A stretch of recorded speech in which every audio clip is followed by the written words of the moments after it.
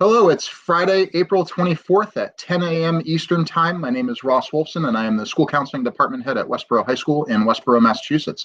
Today, we are recording a special webinar to explore the impact of COVID-19 on the Massachusetts public colleges and universities. And we'll be discussing both the impact on admissions to schools, as well as the impact on campus operations for students who will be attending in the fall. I'm joined by 4 admissions officers and administrators representing Umass, Regional State University, and community college campuses. Our hope in this video is to share some of the things you may expect in the college admissions and attendance process at these schools, where many Westborough High School students and beyond are planning to apply and attend. Now I'd like to introduce our panel, including some who have been to and are quite familiar with Westborough High School. In alphabetical order, we have Sabine DePoo, Admissions Recruitment Counselor at Quinsigamond Community College. Hello, everyone. Hi, Sabine. Thanks for being here. Next, we have Shayna Eddy, Director of Undergraduate Admissions at Framingham State University. Hello, everyone. Thanks for tuning in. Hi, Shayna. Thank you. We next have Rachel Paulton, Assistant Director of Undergraduate Admissions at Umass Amherst. Hi, everyone. Hi, Rachel. And finally, we have Caitlin Shea, Senior Assistant Director of Admissions at Westfield State University. Hi, everyone. Hi, Caitlin. Thank you. I also want to express our thanks to Dan Forster, the Vice President for Enrollment Management at Westfield State, and he's a frequent presenter for the Westborough High School Financial Aid Night programs. He was extremely helpful as well in the initial planning for this webinar. So we're grateful that all of our panelists and planners could spend some of their valuable time with us. So thank you all very much. This webinar is going to be split up into various topics that will be on the minds of many of you watching. Previous questions from the Westborough community and other things that have come up in the last 10 days are being used as the basis of our conversation today.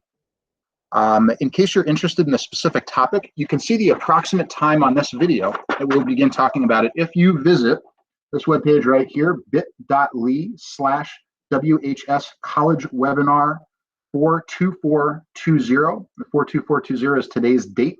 So I want to make sure you have that. And that's for, again, a list of the topics that we're discussing, as well as the times in the video that you'll be able to see them. Also want to remind people watching that we have a lot of information on college admissions, mental health, and community resources to support you while we are all struggling with the impacts of COVID-19. Please visit our high school counseling webpage at bit.ly/WBORO counseling. All right, thank you. Now let's begin. So seniors are getting ready to decide which institutions to attend next fall, with traditional deposit deadlines coming up. In addition to the regular things that students may be considering before deciding where to attend, there are new questions about what the experience will look like this summer and fall, and what college affordability is going to be like for students and families with newly impacted financial situations. Let's take a few minutes to talk about what the next few months and months will look like for admitted students. So first, if y'all could share how are your campuses going to be working with students with the enrollment process right now? What advice would you give students making decisions about where to attend, especially with admitted student programs and campus tours being canceled? And if you could share a little bit about what your deposit deadlines are and how you're working with families who may not be able to make a decision by those dates. So Caitlin, go ahead. Hi, thanks again, Ross. So we are trying to be pretty flexible with students. We understand that it's a crazy time right now, trying to make a decision, trying to figure out the financial impact of the COVID-19 scenario. So at Westfield, we've extended our deadline to our deposit deadline until June 1st. So students have a little bit of extra time. For students who have not been able to visit campus or attend an accepted student day prior to the campus shutdowns, I encourage them to check out what each institution is offering online. I think we all kind of, when we heard of a shutdown happening, we all kind of raced around because we understood what an impact this would have on our incoming prospective students. And so speaking for Westfield, not only do we have our virtual tour, which is online all the time, we also planned a virtual accepted student day, which is a pre-recorded event. So students can still log on to that and hear from a variety of different administrative and academic departments. We also hosted a live department meeting. So if a student is interested in political science or criminal justice, they could come to a half-hour presentation and hear from them. And those recordings will be made available to students within the coming weeks. So if they weren't able to attend, they can log back in. And then, you know, we were lucky enough to have some local tour guides who, before we kind of shut down, we were able to grab, and who actually did a brief walking tour. So you're actually seeing our actual student tour guides bring you around campus, certainly in an abbreviated format, but it's nice because you can actually hear what the students are saying and what they think. And Nestor, our mascot, joins them too. So I would certainly encourage all of the prospective students who are trying to make this difficult decision without visiting campuses, go to each campus's visitation page that you're considering and check out the virtual events that we're offering. Shanna, go ahead. Yeah, so similar to Westfield State, we put all of our accepted student events are done now virtually. We have those up on our website. So for those of you who have been accepted, if you go to the main admissions page, under our accepted students, you'll see the pre-recordings if you did miss them. We also have individual department sessions taking place. We have a number of office presentations taking place next week. So a lot of it is done virtually. As Kate said, we did, when we heard this shutdown was going to happen, we did scramble in our office to make sure that we had things in place virtually for our accepted students. We also pushed back our deadline to June 1st. I do understand the financial impact is huge right now, and we're really encouraging students to reach out. So if you're having a tough time right now paying your deposit, or if you want to speak to one of our financial aid officers, definitely reach out to the admissions office and we will put you in touch with the appropriate people, because we want to make sure that you have all of your questions answered before making that decision for the fall. We also have a number of virtual information sessions taking place. They're conducted by one of our counselors in our office. We also have 2 tour guides in those sessions, so you can actually talk with one of our students who is our tour guide. And we did the same thing. We actually, right before the shutdown, we had one of our students, 2 of our students actually go through and bring students on a campus tour. So you're actually hearing from the tour guides. So you definitely want to check out that. That is on our visit page. We also have a residence hall tour, so you can actually see all of our residence halls. So I know that's usually the highlight of our on-campus accepted students days. If you didn't have the opportunity to go into the residence halls, make sure that you go ahead and check out that virtual tour. Thank you. Sabine, go ahead. As a community college, we do not have a deposit. It's not necessary because we do operate on a rolling admissions. So students are just able to apply, submit their necessary documents for the program that they're looking to enroll into. Just like our sister colleges, we're here to help students. So if students have questions, regardless of the department or with the admissions office, we're always asking them, make sure they email us, contact us, give us a call. What I've been sharing with the community, prospective students and incoming students, is that we're operating, we're just not in the building. That's the only difference that's happening right now. So we're here to help. So definitely, if questions are coming in, students are more than welcome to ask us. We do usually have tours on campus on a daily basis. Unfortunately, with everything that's going on, we're offering virtual tours to our students where we're showing the inside of classrooms, we're showing other operational sites that we have, especially our hands-on programs that we have, especially our Quest building, our downtown site that holds a lot of our healthcare programs as well. So that's really important for students to really navigate our virtual tour that's available on qcc.edu. All right, thank you. Rachel, go ahead. Yeah, so and just to echo what everyone else said, in terms of the virtual sessions. We also have a virtual tour on our website that you can check out. And then we also have an entire page dedicated to admitted students in terms of virtual content. So there are current students speaking with pre-recorded sessions. There's also admissions counselors giving tips, and then other virtual content as well on this website. So if you want to check that out, like I said, it's a whole page dedicated to admitted students in terms of the virtual content that we have.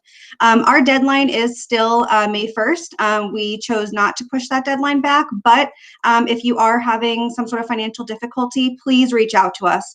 There is flexibility where you can request that enrollment deposit to be rolled into your bill for the fall. So that's definitely an option for these extenuating circumstances. So I would definitely highly recommend to reach out to us. And we'll have somebody in our office contact you for sure. We have somebody that's handling all of those. And then we also do have Zoom sessions going on that are, excuse me, for admitted students. Those you do have to sign up for and should have received an email for registration for those for admitted students. Those are actually ending next week though, because our deadline is still May 1st. So if you want to just check those out, check out the website. And those are sessions that are geared towards admitted students, where we go over a bunch of topics like housing and residential life, which was mentioned earlier. And then also things like a Q&A. We have current students on there chatting with people. So definitely check those out if you're an admitted student and looking for those extra resources. And then the last thing I wanted to add is our residential halls also have virtual tours as well. So if you're looking, for housing questions, you can check out our virtual tours. All of the different residential areas do have virtual tours for those as well. So I just wanted to echo what everybody else said. All right, thank you all for that. It really sounds like there's a lot of resources that are available for students that are thinking about these things and ways to connect. And just echoing what people said, check out the individual schools, even schools that you're considering that are not on part of this panel right now. They very likely have similar resources available for students that are admitted that are making these decisions, and just reach out to those offices when you have questions. Thank you all very much for that. So, as students are deciding, where they're going to be attending, they're also thinking about when they're going to be attending. Could you let us know a little bit about your deferment policies, even if it's, standard from what it's been in the past, or if there's anything that's new this year, as well? How are your campuses working with students whose circumstances change over the next few months before they start the fall semester and are looking for some flexibility with their enrollment? Sabine, why don't you go ahead and start with that one? As of right now, our deferment policies have not changed. We do hold student applications on file for up to 2 years. So if a student applies, they decide that they're not coming in for the summer or fall semester, they would just simply need to email the admissions office, letting us know that they will not be attending. They plan on attending the following semester or maybe even the following academic school year. We'll be able to update the student's application with that information. So it's really about just communicating and connecting with us, and then we would be able to assist the student.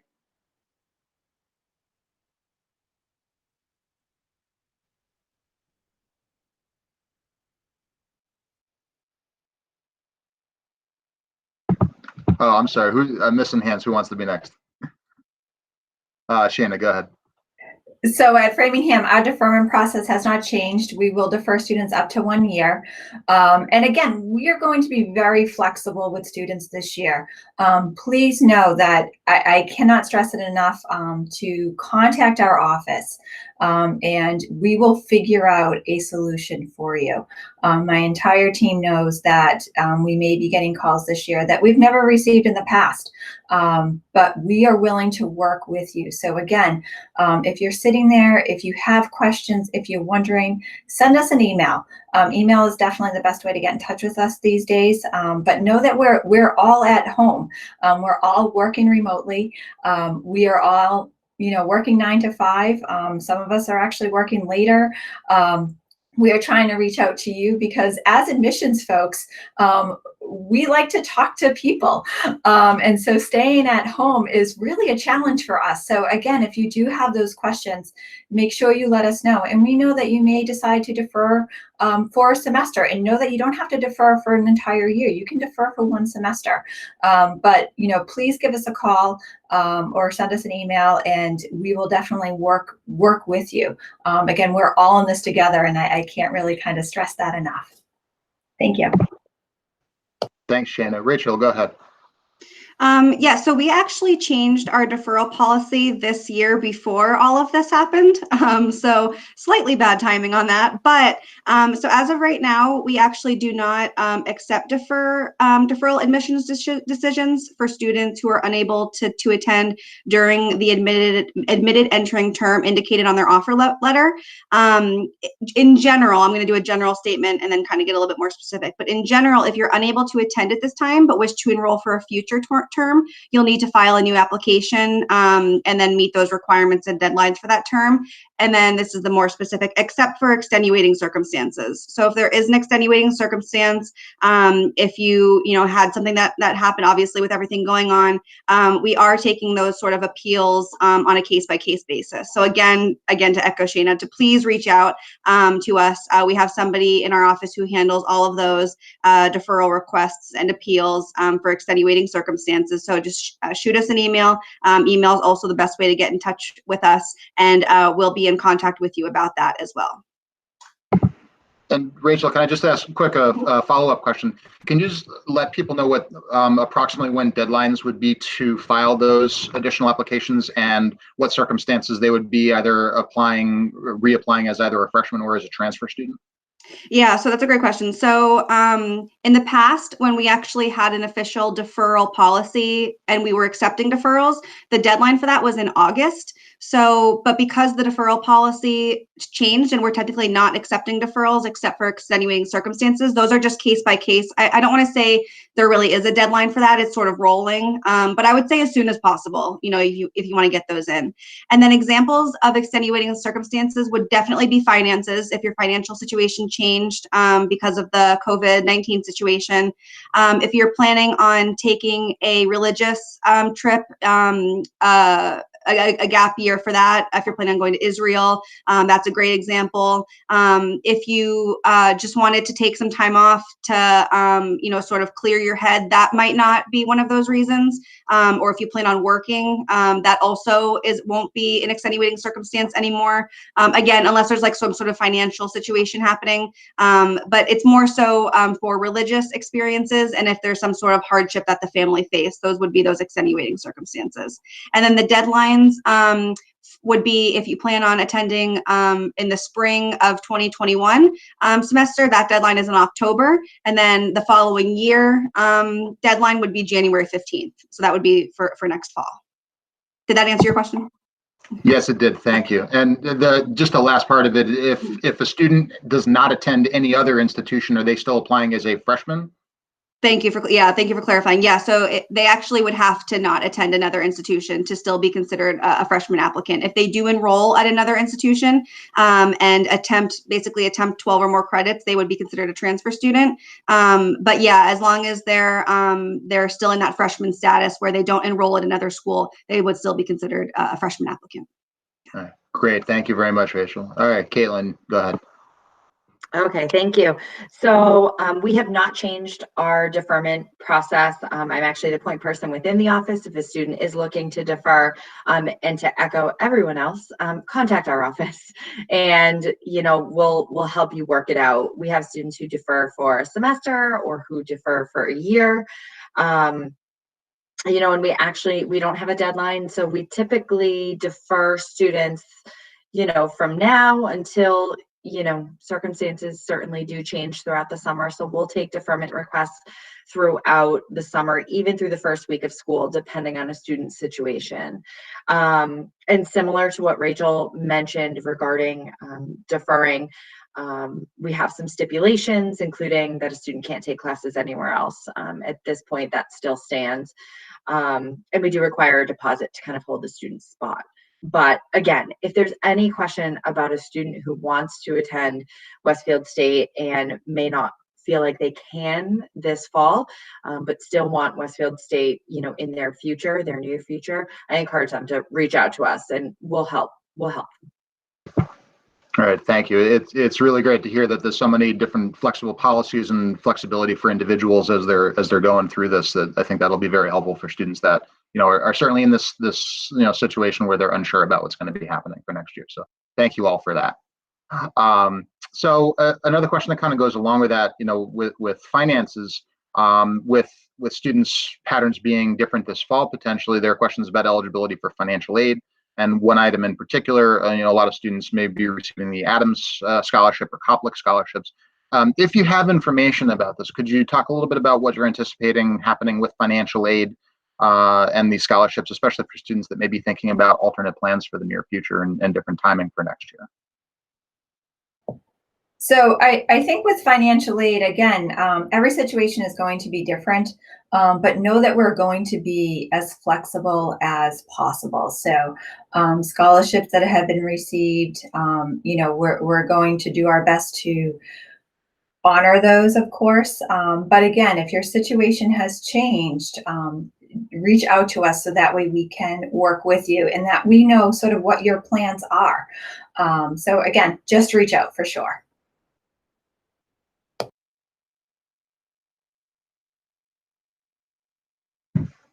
All right, thank you, Shana. That's helpful. And I think that probably is going to stand for most places. Again, along with enrollment and everything, things are going to definitely be as flexible as possible. And the best thing to do is reach out and ask those questions of those campuses. So thank you for sharing a little bit about that, Shana. Now, for some things that maybe have begun planning, how are things going for freshman orientation?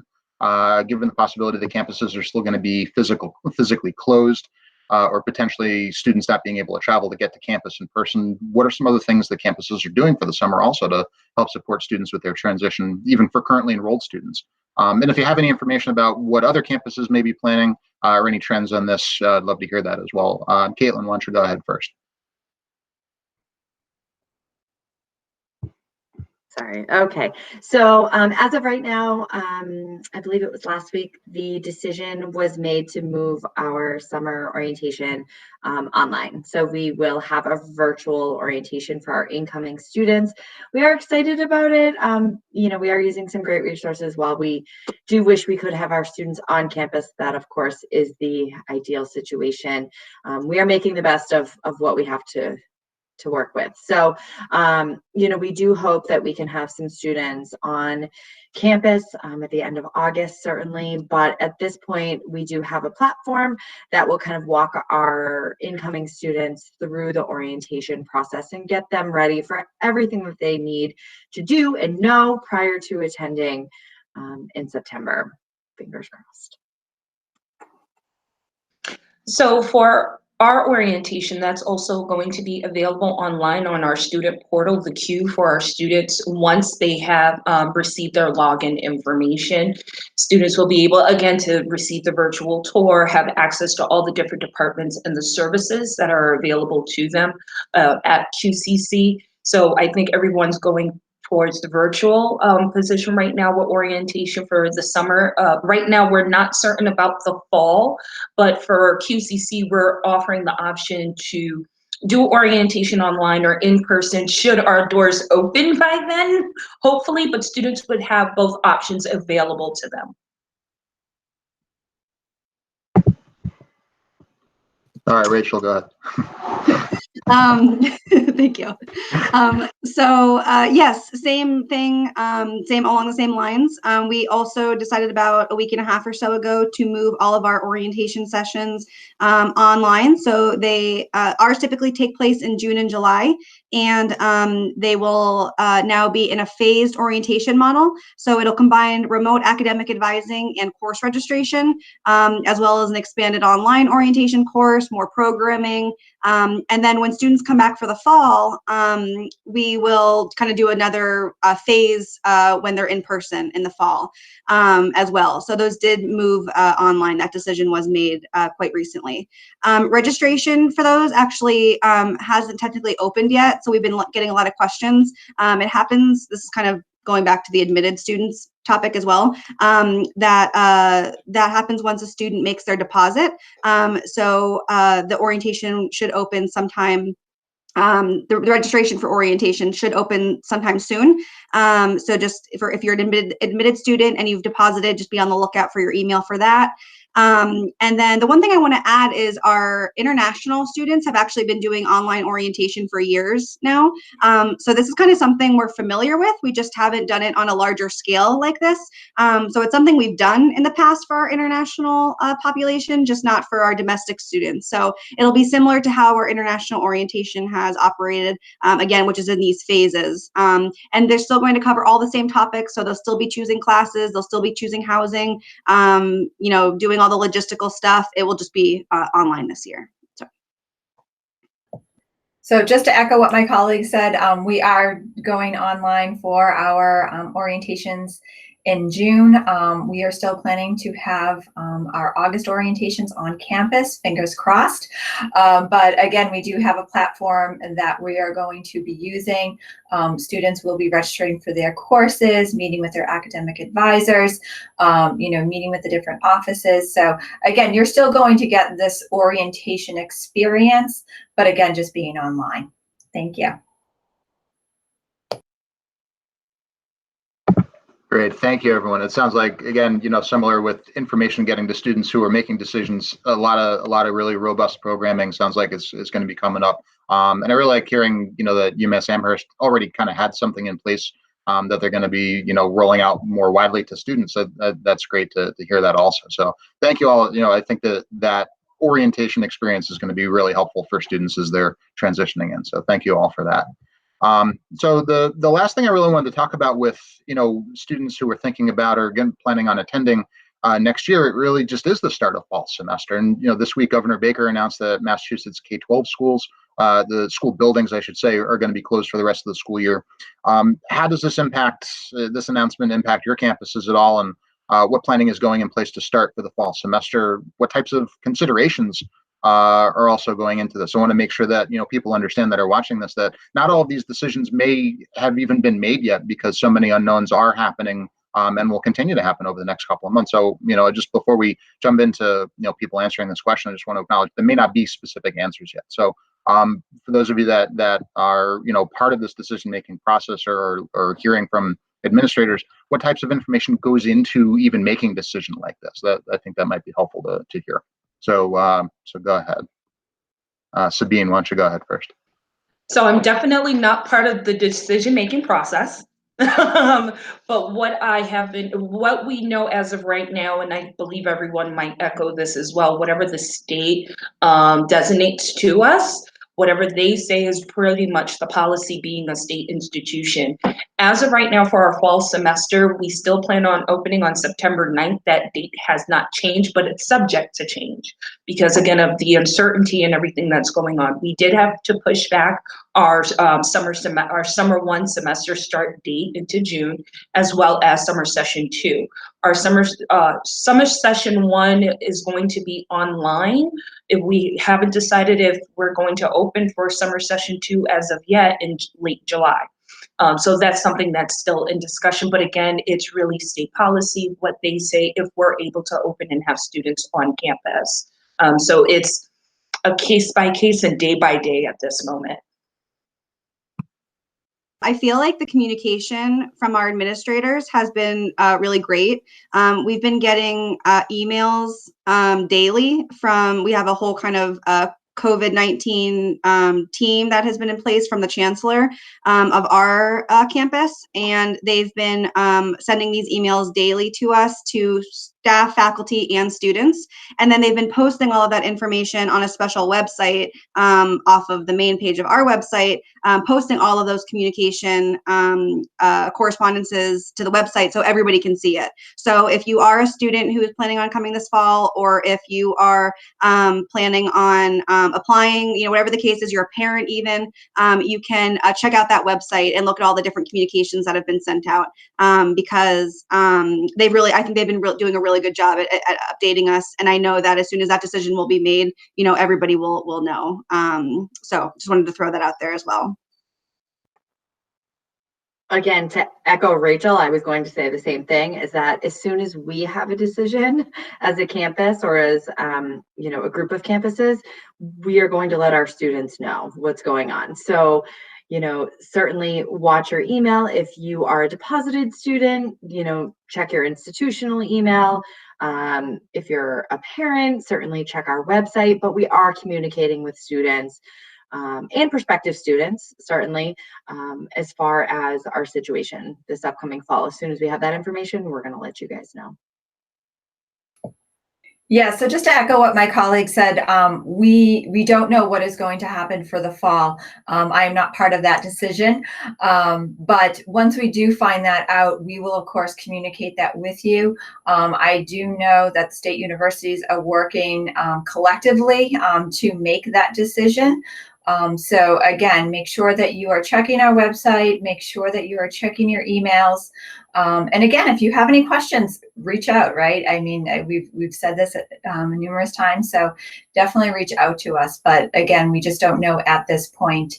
But we do know that we have plans in place should we have to go remotely for the fall. All right, thank you, everyone. That's really helpful information to know. And just to echo what people are saying, the decisions are going to be coming as more information happens. So I think that's really what almost everything is right now. So anyone watching, have patience. People have your best interests in mind, and making sure that things are safe and things are effective, and good decisions are going to be made as things continue moving forward. So thank you for that.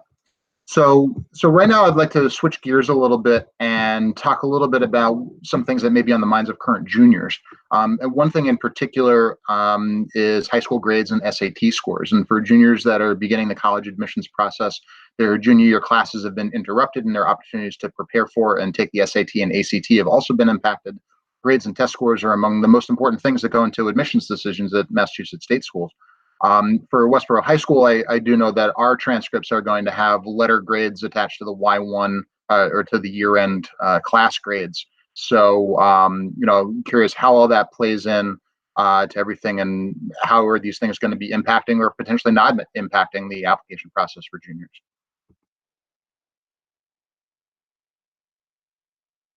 Shanna, go ahead. So it's great to hear, Ross, that Westborough is going to have letter grades for their final grades this year. So we will just be factoring in those grades when we recalculate your GPA. We will just be taking those grades that are on your transcript. So make sure, my best advice for the juniors that are watching is make sure that you're doing well in your courses. This COVID-19 is not an excuse. You want to make sure that you're doing well in your courses. And as for the SATs, we are SAT optional. We do have a few exceptions to that. So I would encourage you to visit our website and take a look at our test optional policy.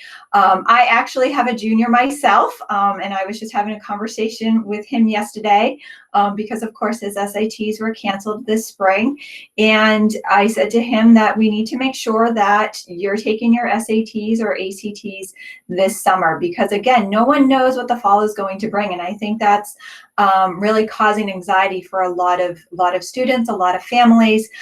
So my best advice, I'm giving this to my own son, is to take those ACTs and SATs this summer.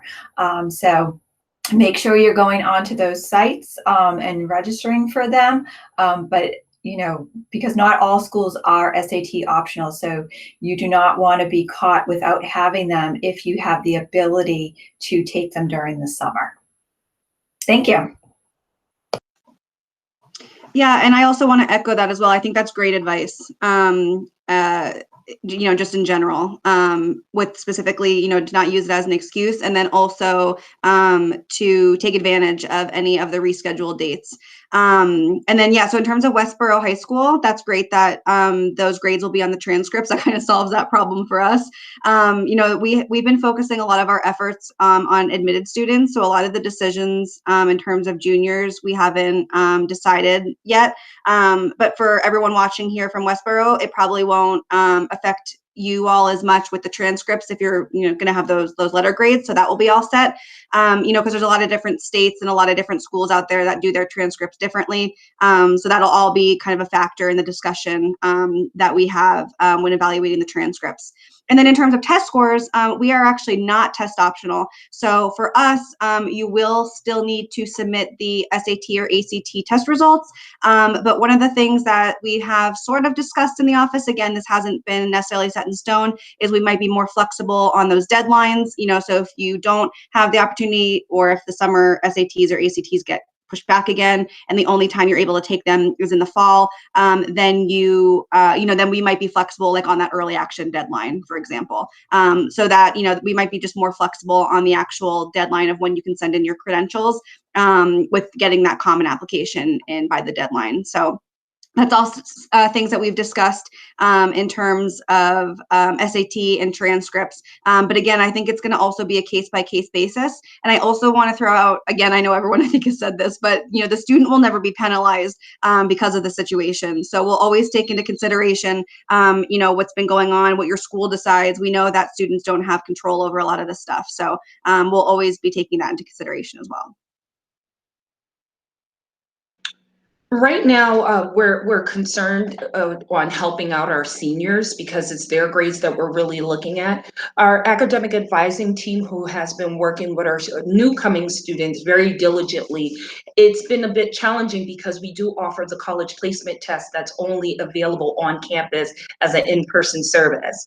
So since now that we are online, we're working remotely, our academic advising team are looking at different metrics to assist our students. So they're looking at SAT scores and ACT scores, their GPAs.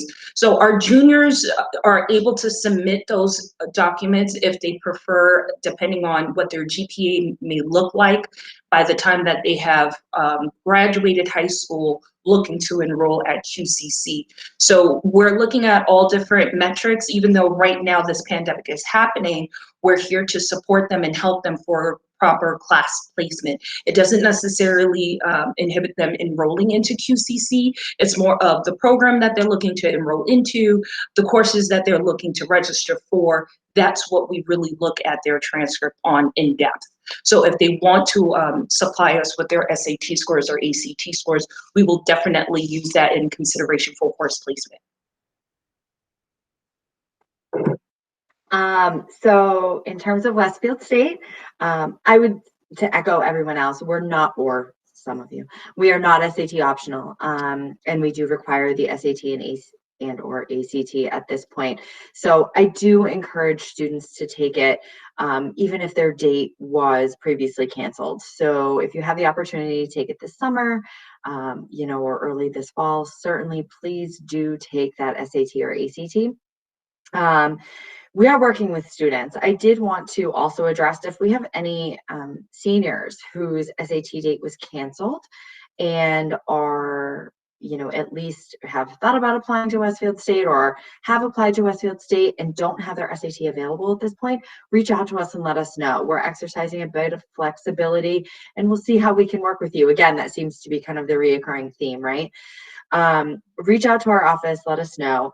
But juniors, take every opportunity that you have to take these SATs, prep yourself, don't let it kind of go by the wayside, because we want you to have every opportunity to be considered at every institution that you're thinking about. As far as deadlines, nothing has, Rachel mentioned the early action deadline. Nothing has been set in stone for us. So, I think it's really an ongoing kind of decision-making process. And so again, as soon as we have decisions made, whether that be, starting in the fall or, application deadlines, we are going to let our prospective students know about those. So just really keep us on your radar, check the website, check your emails, and we'll keep you updated as quickly as we can. Great, thank you for that, everyone. And I have just a quick follow-up question for all of you. The way that school's gone on this year, where a lot of the grades are really focused in on what happened before some of the remote learning. There are definitely some students that are concerned about not having the opportunity to possibly improve on junior grades from earlier in the year, and that's not a concern that's unique to to this year. Students every year are thinking about maybe they had a little bit of a downturn during junior year and they want to have an opportunity to show what they really can do. So can you just share a little bit about how senior year grades might impact an application especially in light of this year where some students really may not have had an opportunity to really jump back into some grades, just to kind of get a sense from all of your campuses about that.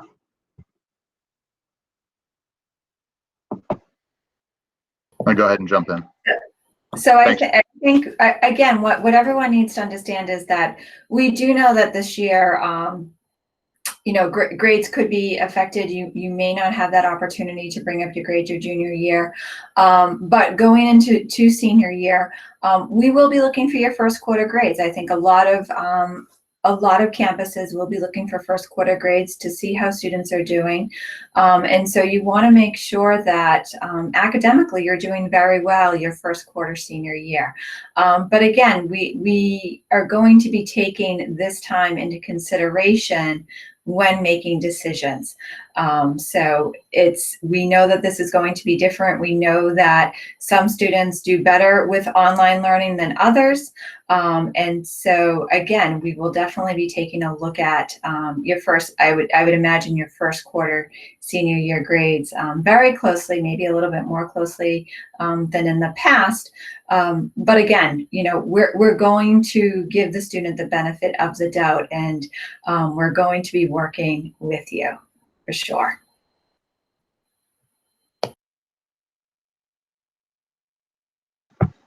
Great, thank you. And I think that sentiment is probably echoed at all of the campuses. So thank you, Shana, and you know, and everyone for thinking about that. So again, as juniors are thinking about their plans, you know, making sure that they're aware, and want to talk a little bit about, you know, the partnerships between campuses.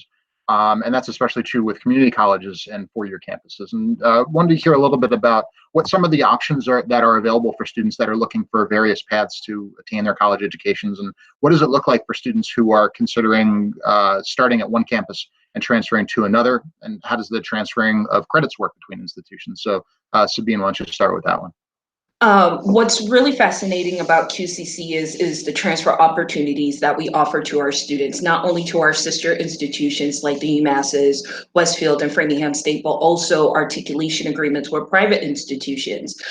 We have a transfer office, which is available to students. I always advise students, when you start at QCC and you know that you want to transfer to a particular institution or go obtain your bachelor's degree in a particular program, visit our transfer office. Do not wait until you're graduating from QCC to go visit them. Reason being, they're very knowledgeable about some of the courses that you should be taking while at QCC that are transferable to another institution. Not only that, but with our mass transfer track that we have that's available on mass.edu, students are advised to go through that direction, especially with the Commonwealth commitment that's available. So for a student with a Commonwealth commitment, as a student who's attending full-time, taking 12 to 15 credits at QCC, who's looking to transfer, for example, to Framingham State in a liberal arts option.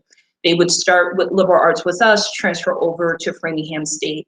In the Commonwealth commitment, that student would also be able to receive a 10% rebate for every semester, as long as they maintain a 3.0 GPA. So they would have to maintain that for the 2.5 years with Quincy, and then when they transfer to Framingham State, it would be an additional 2 years. The same would kind of go as if they're going to one of the Umasses, if they're looking to go into, what's one of the programs I had for you all, the computer science transfer program, which they have is really great over there as well. And then with Westfield, criminal justice. So it really depends on the track that the student wants to go on. So when they go onto that website, they can pick Quincy Community College, the school that they want to transfer to, A to B map, look at all the different programs that will really help them, but they don't have to go about it alone. We definitely have our transfer coordinators, but every institution's different. Even though that map is listed there for them, we always advise students, contact that four-year institution. You know, communicate with their admissions team, their financial aid team, everyone, just to make sure that you're on track. Because we're here to help the student to be academically successful. We don't want anyone to get off of track. That's really important. So you have to communicate. With our transfer office, what's really nice is they have workshops on a weekly basis. Right now, they're still conducting workshops virtually to just make sure that students are well informed. So that's important as well. So that's why that particular program exists. But again, it's various. If students want to go to a sister institution or private institution, definitely connect with our transfer office.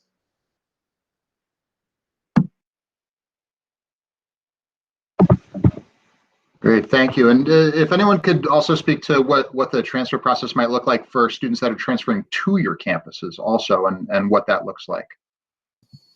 I also just wanted, before I talk about that, I did just want to put in a little plug. You know, I think a lot of us, you know, with travel and everything, we've traveled to a lot of different states and seen a lot of different state systems and school systems.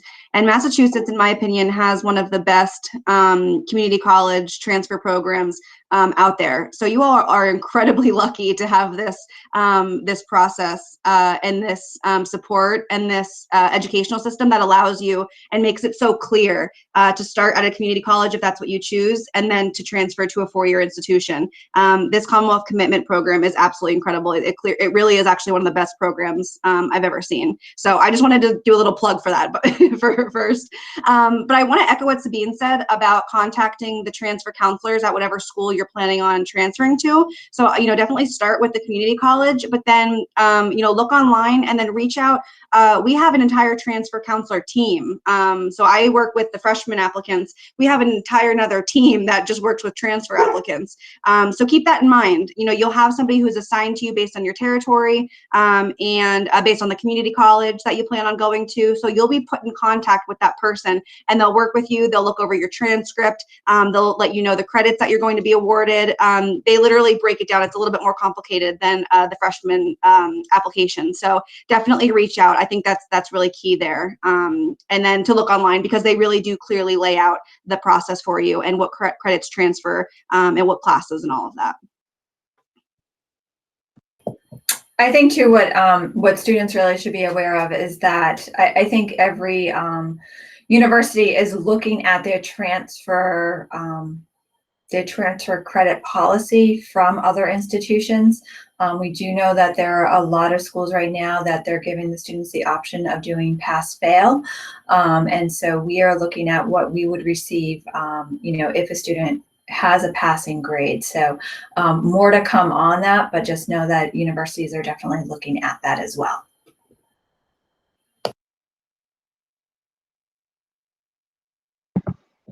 Great, thank you for that. That's really good information. I really appreciate it. Yeah, definitely, you know, echoing what Rachel and Sabine also were saying about the plug for community college transfer programs. It really is an incredible opportunity that's available in Massachusetts. So for those of you that are thinking about various plans, definitely include that as one of the things that you're considering researching. So thank you for sharing more about that. So, you know, moving on as we're getting towards the end of the topics, just kind of wanted to get a sense of, you know, what are some questions, what are some things that you're hearing in your offices that are coming from families that are reaching out to you. You know, we have a lot of questions in Westborough that shared in a lot of the, you know, questions that we've definitely discussed during this video. What are some questions that are coming up that maybe people haven't thought of that could be important for them to know the answers to? Rachel, why don't you go ahead with that one? Yeah, so we've definitely been getting, and I actually don't know the answer to these questions, so maybe not a good first start here, but we've been getting a lot of questions about what's going to happen in the fall and what the online classes will look like. You know, just to throw it out there, we have, you know, this last semester, the current students they have been going online. They have been studying online all of their final class in spring break. So that's the middle of March. They've been online. So, you know, we do at least have a general idea of what that could look like if that ends up happening. But I also want to say, we kind of said this already, but I do want to say again, we just really don't know at this point. So for those of you that have been wondering, you know, what this is going to look like, again, we don't even know yet what it's going to look like. We're literally taking it day by day and literally week by week in terms of updates. And like we mentioned earlier, we will follow kind of whatever the state sets down to us because we are all state universities. So I just want to say there's a lot of unknowns still out there. And it's also okay to not know right now. I'm going to say that too. You know, I know a lot of people want answers, but you know, at this time we don't know. So we just ask for your patience in that. And like I said earlier, we promise that we'll communicate that with you as soon as we know the answers. So we've been getting a lot of questions. Almost every one of our sessions we've had online, we've been getting questions about what's going to happen in the fall. So that's definitely the number one. Absolutely, Rachel. Everything that she said is true on our end as well. But I do just want to call some attention to, you know, students. We know that you, whether you're, you know, a senior trying to make a decision, or you're a junior, you know, trying to start this application process and search. You know, we know that you're looking for answers, and we're trying to get them to you. You know, for students who we've accepted, you know, maybe through a summer program, or students who need extra academic support while on campus, or students who are involved in an honors program and are looking to see how that's going to kind of transition should we go online during the fall. Please know that we're trying to work it out as well.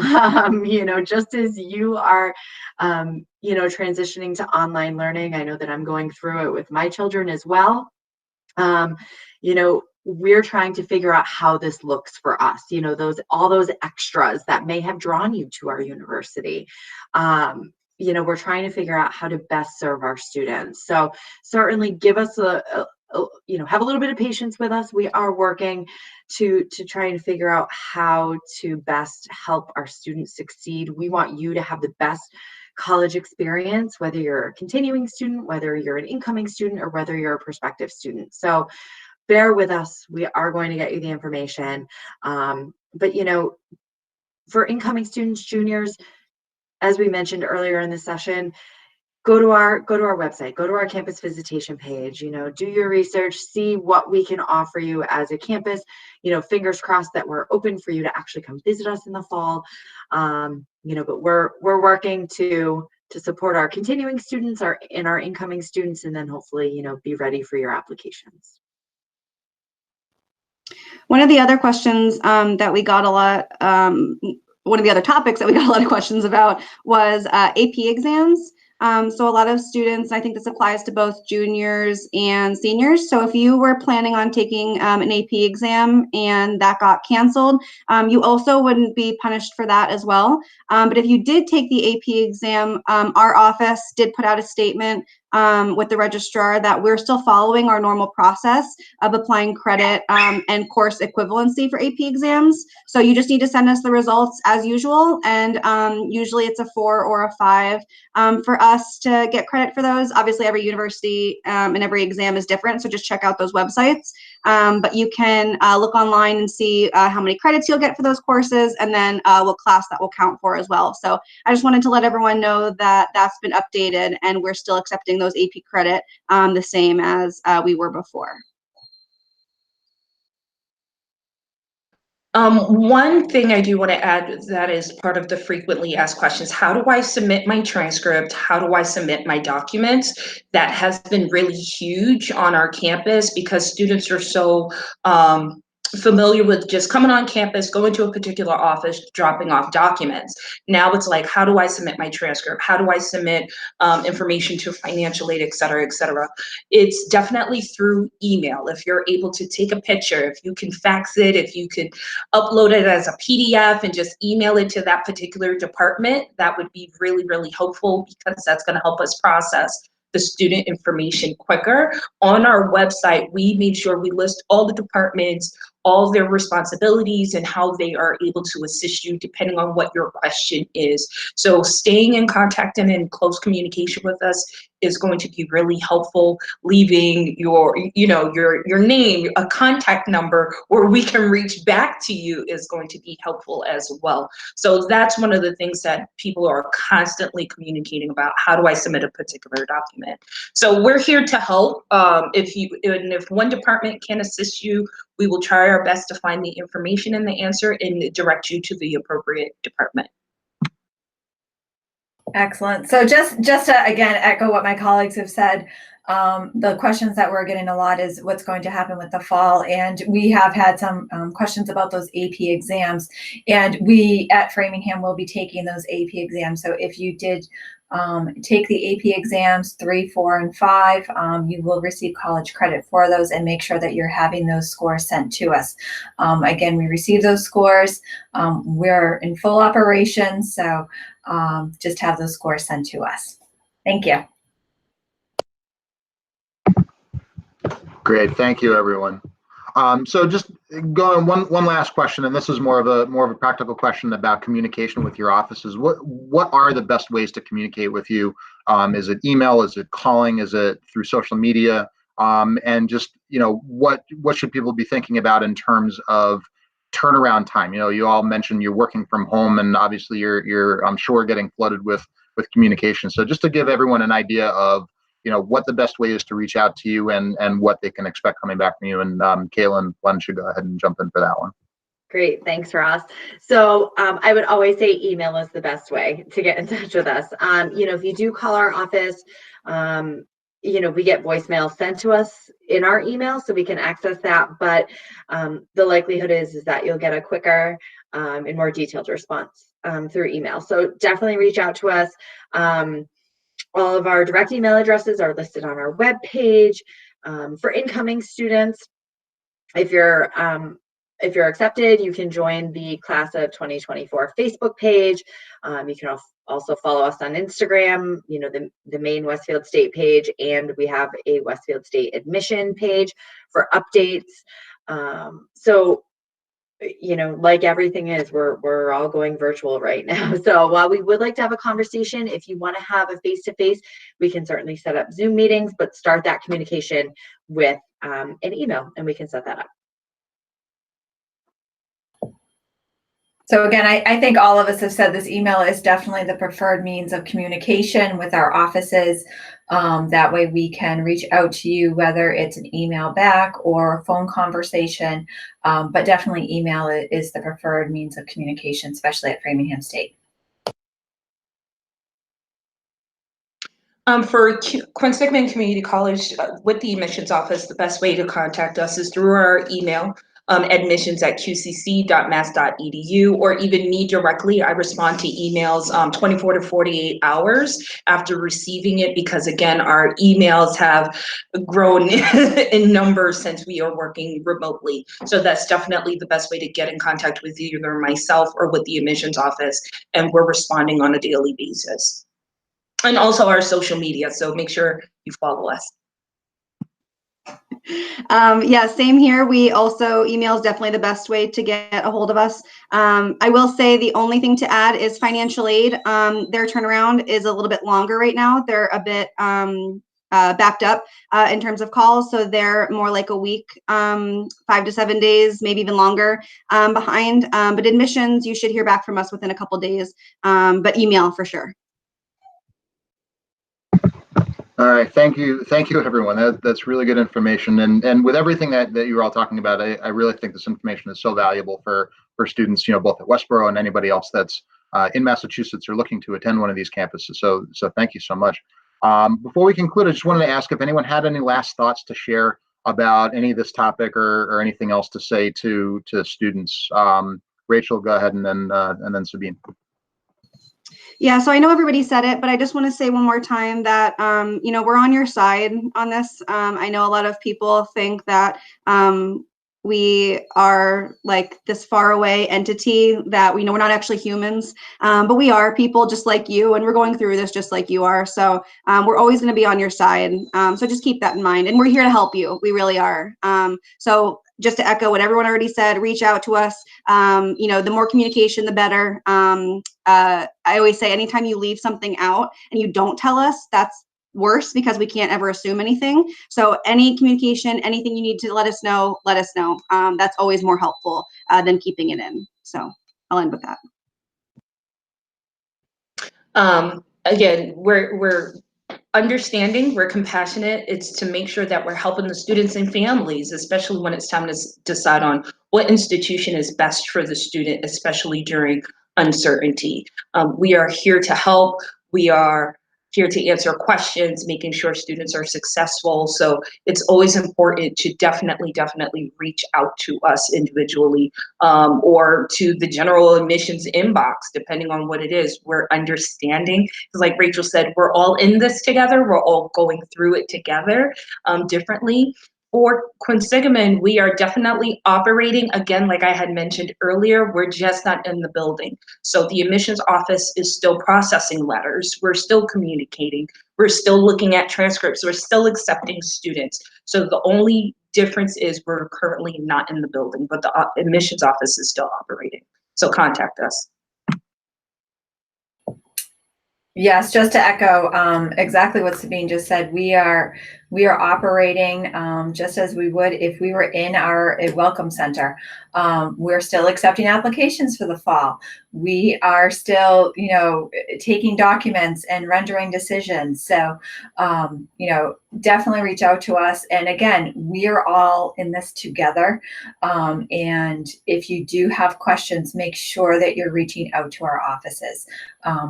As I said earlier, we love to talk to people. This is why most of us went into this profession. And, we want to make sure that your questions are being addressed. I echo what everyone has said. It seems to be the common theme. We're all on the same page. I was also at a virtual event last week, and one of the representatives from Umass that I was with had a great quote, and I think she heard it from someone else, but it was, we're all in the same storm. We just have different boats. And so we recognize that everyone is in a different situation. So again, we'll work with you. Let us know, reach out. We look forward to talking with you. Great. Thank you. Thank you all. I really just want to give you all one more great big thank you to all of the panelists and everyone that helped support this webinar on behalf of Westborough High School community, as well as anybody else that's watching this. Stay well, everybody. Thank you again, and take care. All right. Have a good one. Bye.